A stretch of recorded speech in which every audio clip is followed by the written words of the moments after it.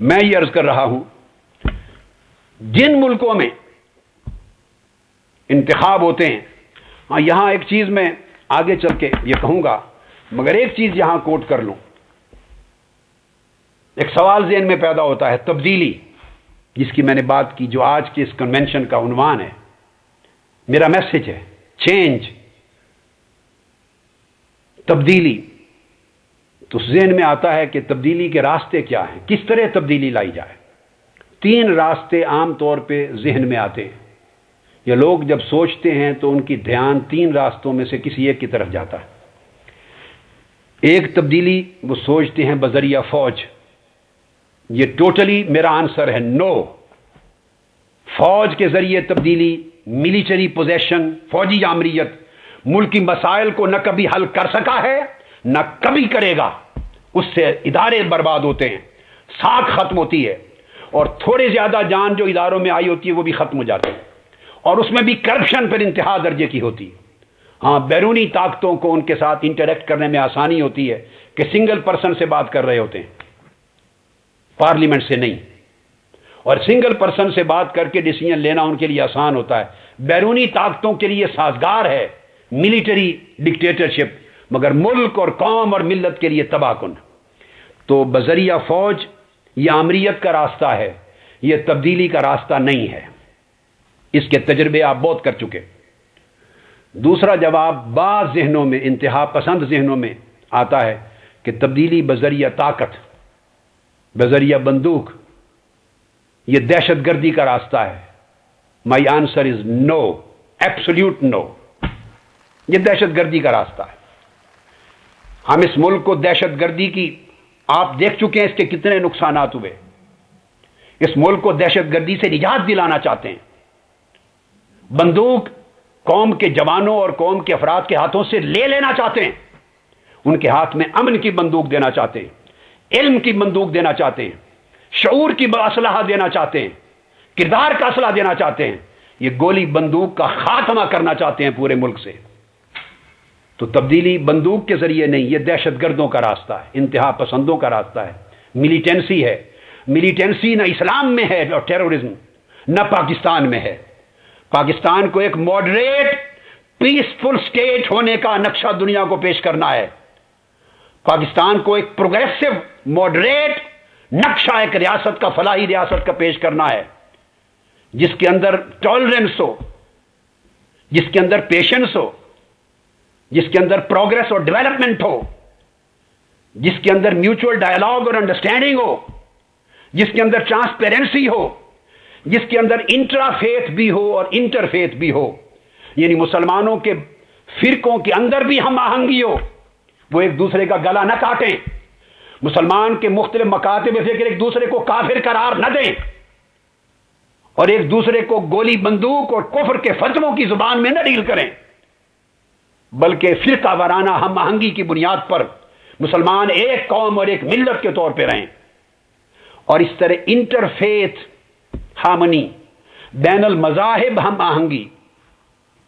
جتنی غیر مسلم اقلیتیں اس ملک میں آباد ہیں، یاد رکھ لیں یہ ملک کسی نے فتح نہیں کیا کہ فتح کرنے کے بعد ان کو امان اور ذمی کے سٹیٹس دے دیا گیا ہو.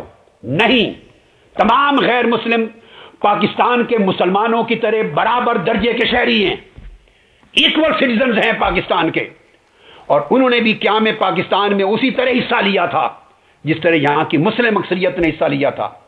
مسلم اکثریت اور غیر مسلم اقلیت نے مل کر تقسیم ہند اور قیام پاکستان کی جنگ لڑی تھی. وہ برابر درجے کے شہری ہیں. ہر ایک کو اپنی مذہبی آزادی ہے. آقا علیہ الصلوۃ والسلام نے مدینہ کی سٹیٹ جب قائم کی تو یہود اور ان کے تمام ٹرائبز کے ساتھ ایک پولیٹیکل الائنس قائم کیا تھا، اور پہلا آئین لکھا تھا، مینیفیسٹو پہلا دیا تھا، پہلا کانسٹیٹیوشن لکھا تھا، صحیفۃ المدینہ، میثاق المدینہ، جس میں مسلمانوں اور یہود کو ملا کر ایک سنگل نیشن قرار دیا تھا. صحیفہ مدینہ کی عبارت کوٹ کر رہا ہوں، آرٹیکل 28 میثاق مدینہ. ابن اسحاق، ابن ہشام، بلازری، ابو عبید، قاسم بن سلام، سب کتابوں کو پڑھیے.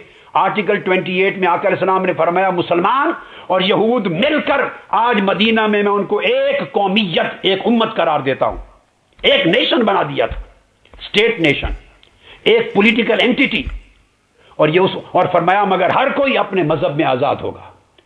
تو یہ ملک رواداری کا ملک ہے، برداشت کا ملک ہونا چاہیے، رواداری کا ملک ہونا چاہیے، بین المذاہب اور بین الفرق ہم آہنگی کا ملک ہونا چاہیے۔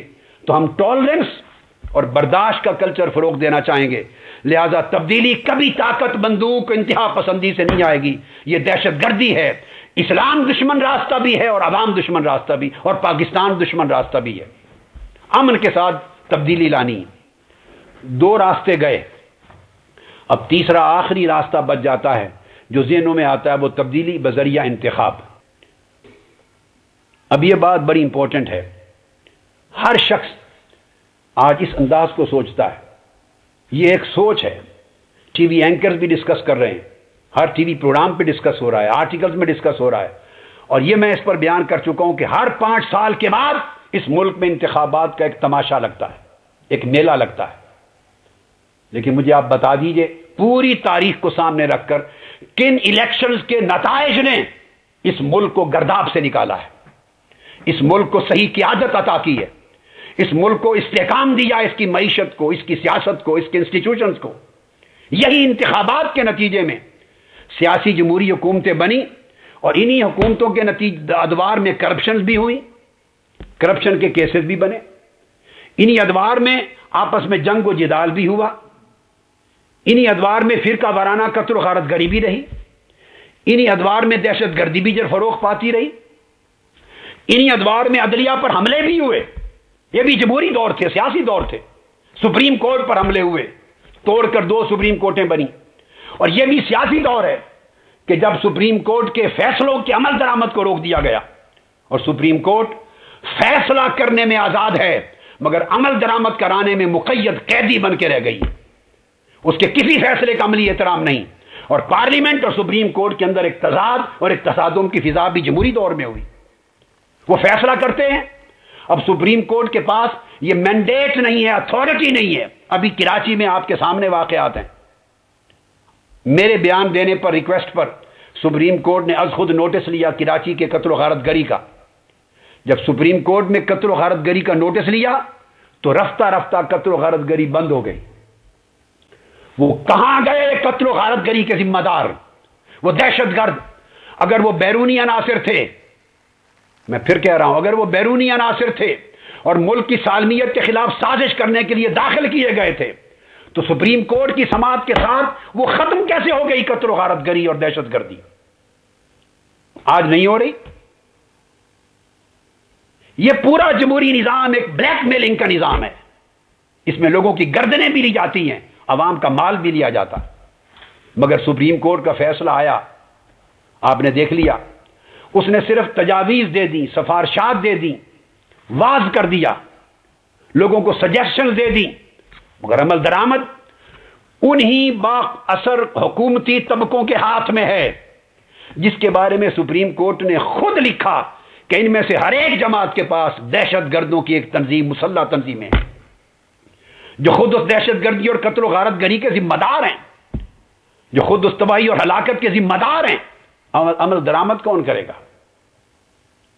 جو سپریم کورٹ حکومت کے حوالے سے کسی بیرونی ملک کے کورٹ کو ایک خط نہیں لکھا سکی آج تک، ایک خط۔ اس سپریم کورٹ نے، اس سپریم کورٹ کی آزادی کیا آزادی ہے؟ یہ ڈیموکریسی ہے۔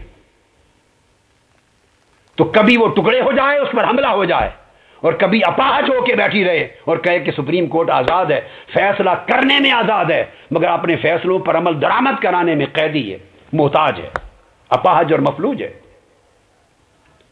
تو سوال پیدا ہوتا ہے کہ یہ جو صورت بنتی ہے کہ تبدیلی بذریعہ انتخاب، اس انتخاب کی بات میں کر چکا ہوں۔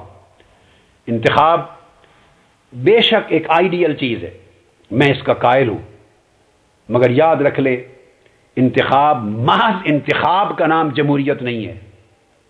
جمہوریت ایک ٹوٹیلٹی ہے، ایک بڑی کلیت ہے، اس کا ایک جز ہے انتخاب، اور وہ بھی اگر آپ UNO और जनरल असेंबली के रेजोल्यूशंस पढ़ें, 2001 के रेजोल्यूशन जिसमें उन्होंने डिफाइन किया है जमहूरियत को, डेमोक्रेसी को, तो उन्होंने इलेक्शंस को जेन्युइन इलेक्शंस कहा है जिसमें fair, free and fair expression of peoples will हो और प्रोसेस जेन्युइन हो।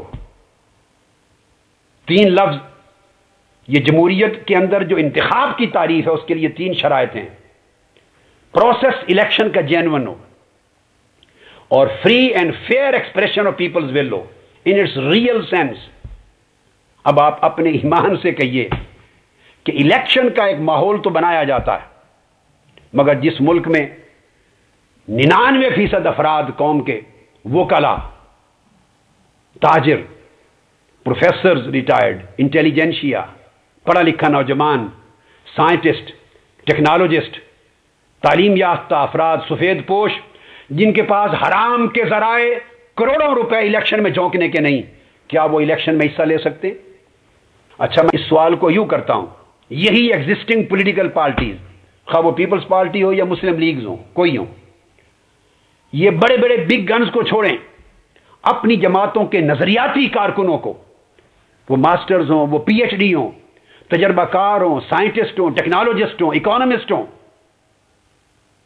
सोशल साइंसेज में एक्सपर्ट हों, एग्रीकल्चर में एक्सपर्ट हों, फाइनेंस में एक्सपर्ट हों, मैनेजमेंट में एक्सपर्ट हों, तालीम याफ्ता केडर, मगर बिल्कुल मुतवस्सित सफेद पोश लोग बिग गन्स को छोड़ के उनको टिकट दे दें, वो इलेक्शन जीतेंगे? सिंपल सवाल है, आंसर नो। जो जमात बाकिरदार तालीम याफ्ता कारकुनान को सीटों के लिए टिकट देगी वो जमात इलेक्शन हार जाएगी। दुश्मन कौन हुआ, जमात या सिस्टम, मोनोपोलिस्टिक इलेक्टोरल सिस्टम? दुश्मन कौन है? यह इलेक्शन बाकिरदार आदमी की इसमें गुंजाइश नहीं है, सफेद पोश शख्स की इसके अंदर कोई रोम नहीं है। तालीम याफ्ता शख्स, तजर्बाकार शख्स जो डिलीवर कर सकता है, इस मुल्क की तकदीर बदल सकता है, नौजवानों के लिए प्लानिंग कर सकता है, अपने इल्म और तजर्बा की बुनियाद पर इस कौम को दे सकता है, उसकी जगह नहीं है इस इलेक्शन के निजाम में, कंटेस्ट नहीं कर सकता। यही तो वजह है आप जब पार्टी से बात करते हैं कि आप फिर उन्हीं को टिकट दे रहे हैं, किसी से सवाल करते हैं कि आप चेंज की बात करते हैं, मगर आपकी पार्टी में सारे वही लोग आ रहे हैं दूसरी पार्टियों से जिनसे कौम मायूस है। तो जवाब हर सियासतदान क्या देता है कि क्या करें इस इलेक्शन में? फिर इलेक्टेबल्स चाहिए, विनिंग हॉर्सेस चाहिए, उनके बगैर इलेक्शन नहीं लड़ा जा सकता। बस यहां जाकर स्टोरी खत्म हो जाती। ये जो इलेक्टेबिलिटी है, मैं एक लफ्ज बोल रहा हूं, क्राइटेरियन फॉर इलेक्टेबिलिटी, ये इलेक्टेबिलिटी खुद अवाम दुश्मन है। ये जो इलेक्टेबल्स हैं, कैंडिडेट इलेक्टेबल्स, कि ये जीतने के काबिल हैं, इनको विनिंग हॉर्सेस कहते हैं, इनको पुट करेंगे तो इलेक्शन बनेगा और आप जीतेंगे। मैंने 1990 में भी तालीम याफ्ता कारकुनान पर मुश्तमिल, उसमें डॉक्टर्स भी थे, उसमें लेक्चरर्स भी थे, एक्स प्रोफेसर्स भी थे, PhDs भी थे, उसमें पढ़ा लिखा तबका था, लॉयर्स थे, इंटेलिजेंशिया था, और 2002 में भी कैंडिडेट पुट किए, मगर कोई नहीं जीत सका। क्यों? उनके पास बड़ी बड़ी बिरादरियां नहीं थी उनके पास करोड़ों रुपए का सरमाया नहीं था लगाने के लिए, उनके पास एस्टेब्लिशमेंट की सपोर्ट नहीं थी, उनके पास अपना 20-25 हजार का वोट बैंक बिरादरियों की बुनियाद पर, दहशतगर्दी की बुनियाद पर, गुंडागर्दी की बुनियाद पर, पैसों के जरिए खरीदने की बुनियाद पर यह इंतजाम नहीं था। उनके पास क्या होता है? एक पढ़े लिखे आदमी के पास क्या है? उसके पास इल्म है, उसके पास अमानत है, उसके पास दयानत है, सफेद पोशी है, मुल्क व कौम का दर्द है, उसके पास दिमाग है, एबिलिटी है, डिलीवर करने की कैपेबिलिटी है, सारा कुछ है, और इस मुल्क के अवाम में टैलेंट की कमी नहीं। मैं आपको इस बात की गवाही देता हूं कि मैंने पाकिस्तान में टैलेंट्स की कमी नहीं देखी। अमेरिका जैसे मुल्क और अमेरिकन कौम से भी बेहतर टैलेंट है पाकिस्तानी कौम का, यह खुदा का फजल है इस सरजमीन पर। डॉक्टर्स पाकिस्तान के बेहतर हैं वेस्टर्न वर्ल्ड के डॉक्टर से, इंक्लूडिंग यूरोप। इंजीनियर्स बेहतर हैं। इससे मतलब यह नहीं कि कोई किसी के यहां एक भी अच्छा नहीं हो सकता, नहीं, मैं ओवरऑल बात कर रहा हूं, लेवल, उनके टैलेंट के लेवल की बात कर रहा हूं। ٹیلنٹ وائز پاکستان کے ڈاکٹرز، پاکستان کے انجینئرز، پاکستان کے لائر، پاکستان کے انٹیلیجنشیا، پاکستان کے رائٹرز، پاکستان کے سوشیالوجسٹ، پاکستان کے ایگریکلچرسٹ، پاکستان کے اکانومسٹ، جس فیلڈ میں جائیں ٹیلنٹ وائز پاکستان مغربی اقوام سے پیچھے نہیں ہے، اکثر مغربی اقوام سے بہتر ٹیلنٹ ہے پاکستان کے پاس۔ پاکستان کے سپورٹس مین ہر چیز میں آگے، مگر بدقسمتی یہ ہے کسی کی گرومنگ نہیں ہوتی، نرشمنٹ نہیں ہے، عدل نہیں ہے، انصاف نہیں ہے۔ کرپشن نے، اجارہ داری نے اور اقربا پروری نے ہر چیز کو تباہ کر دیا ہے۔